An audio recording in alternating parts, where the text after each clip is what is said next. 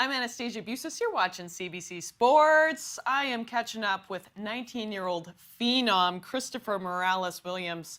Sir, it's always lovely to see your face. You've had quite the week, though. You've turned a lot of heads with an unbelievable race. Walk me through it, please, because world record, not ratified. Let's start there. How did it go? How are you feeling? I'm feeling really good, right? So, I mean, the record, I mean, it wasn't ratified, but it's still considered the world's fastest time. So, it honestly doesn't even bother me at all too much because it's still the collegiate record, it's still the national record, and it's still the fastest time. So, it doesn't actually take away from anything. And just thinking about it and the fact that it's real, just it still surprises me that it all happened so quickly. Like, how did you feel going into that day? I know you were a little sick actually in the morning. So, I mean, did it just feel like magic when the gun went off?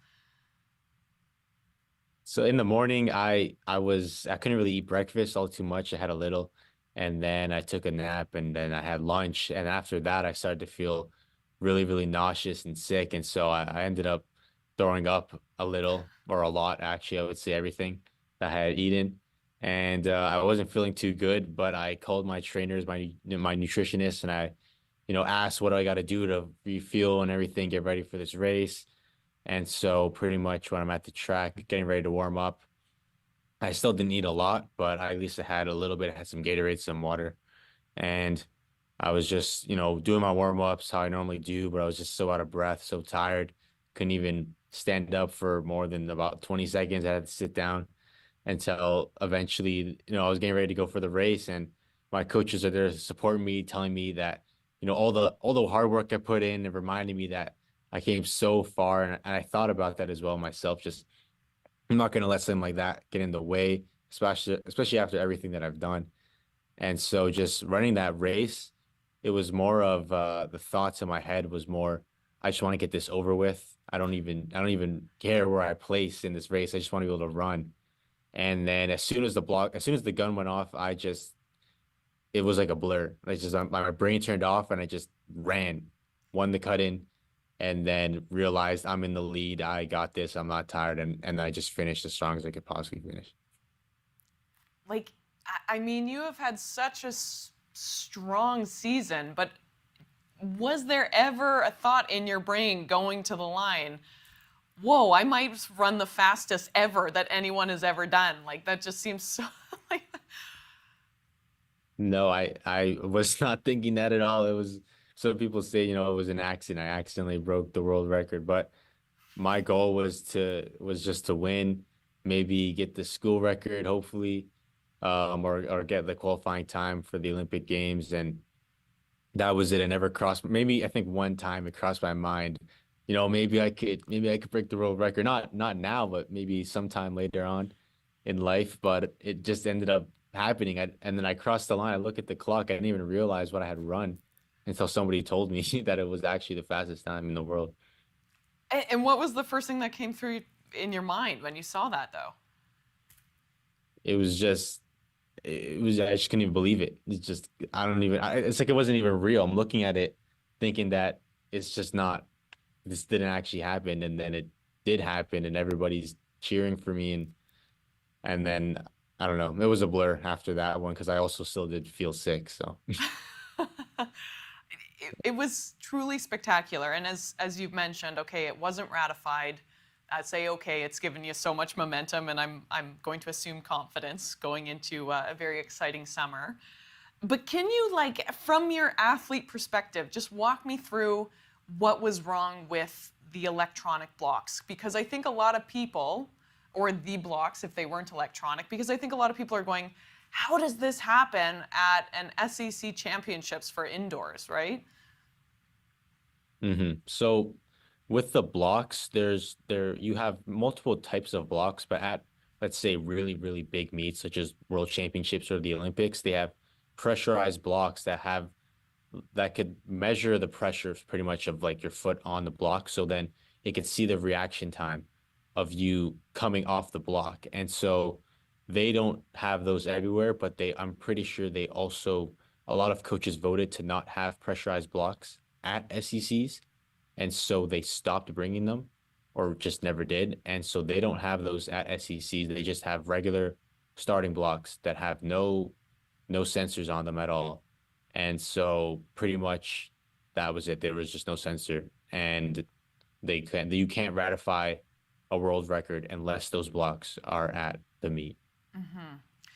But it's still the Olympic standard, which you have achieved, of Yes. course, for Paris 2024.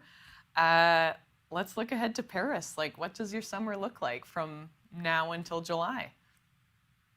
So now, well, my plan is the same because I was always planning to go to the Olympics this year, but I pretty much have to get ready for outdoor. I have world relays, I have SECs, nationals. Those are some three big meets. After that, I get about 2 weeks, I think, until Canadian trials. That will pretty much guarantee me going to the Olympics if I do well there. And then I just have another month and a half until the Olympics, which is around end of July, beginning of August. And so just gonna keep training, staying healthy and everything, and just get ready for the big show. The big show, yeah. So Canada still has to qualify a 4x4 team. Um, that's going to be exciting. I can only assume that you want to play a big part in that. Yes, this will be, I think, a great year for the relay team for the 4x4 for Canada. I mean, right, we have a few guys going down for world relays. And I'm just looking at it, just looking at the times we've produced. Two of us actually were on the two of us that are going to World Relays were on the U20 bronze medalist team at U20 Worlds. So we set the Canadian record, and now we're going to be on the open team. And I'm just looking at it thinking that I think we could break the national record, if not even medal at the Olympics. It is so exciting. Actually, even in our office, people have almost like played fantasy track with this team. We're like, who's gonna run the legs? I mean, it is so exciting. Do you have any insight on who might that team be made up of? I mean, I do know who's going to run the qualifying time at World Relays, although I'm not sure if I'm allowed to say, Okay. at but we don't know. So whoever actually whoever runs at World Relays doesn't guarantee that person is actually on the team. It just guarantees Canada's going. So we still have to go to Canadian trials and run the top four fastest time. But I'm pretty confident on who is it going to be. And I mean, I don't know. It should be great. I think it's going to be something special, definitely. Well, you certainly did something incredible this past week. Um, what's the reaction been like from the athletics community? It's been just all positivity. I mean, even with the block situation, I feel like it honestly shows. I feel like everybody's supporting me in terms of, they're on my side, and people want, the world record to be ratified and all this stuff. But everybody's just been really positive. People from home, my family, my friends, a lot of different athletes across the world have just been congratulating me and just everything that has happened. And it's been really good so far. Definitely my confidence is a lot better and way higher than what it used to be. So I'm really Any happy. any Team Canada folks reach out? Like, did Andre say congrats, or anyone that you train alongside, compete Yeah, against? a few of them have, and Andre has. I mean, he Andre and I have the same coach from high school and also here at University of Georgia, Coach Carroll. So he messaged, or either he messaged Coach Carroll or she messaged him, but he messaged her and then she showed me his text saying congrats and everything. And so that just got me super hyped. Super So hyped. cool. You've said it. I mean, you want to go to Paris 2024. Just goals there. What's success going to look like for you at the Olympics? My goal at first this year before this had happened was just, make the Olympic final. That's kind of what I was aiming for. But I think now I'm just going to shoot for the stars and say my goal will be to hopefully hit the podium, try to win a medal in the individual event. So, I mean, I'm confident in myself too that I can. And if not, well, there's always the next Olympics because I'm only 19. So, You're only 19. future is very, very bright. I am so grateful for your time. I know it's been a wild week because you just ran the fastest time over 400 meters that anyone ever has. Like, that's got to sound pretty good. Yeah, it does. It was really good. Thank you so much for your time, buddy.